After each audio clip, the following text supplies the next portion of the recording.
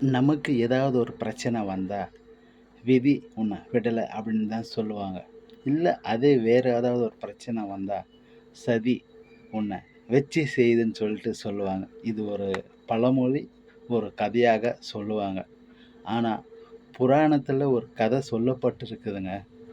சிவன் சாம்பல் நிறத்துடையான் அப்படின்னு ஒரு பெயர் இருக்கிறதா சொல்லப்படுது. பார்வதி தேவி தன் பக்தர்களை பாதுகாத்துக் கொள்ள பூலோகம் வர சூழ்நிலை ஏற்பட்டது.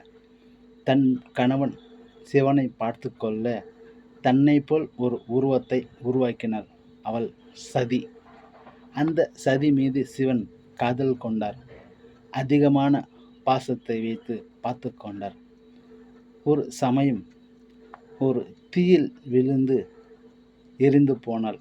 அதாவது தன்னைத்தானே எரித்து கொண்டாள். அப்படி ஒரு சூழ்நிலை ஏற்பட்டது. அவளை காப்பாற்ற சிவன் தூக்கி கொண்டு காப்பாற்ற வேண்டும் என்பதற்காக அவர் ஓடினார். முடியவில்லை.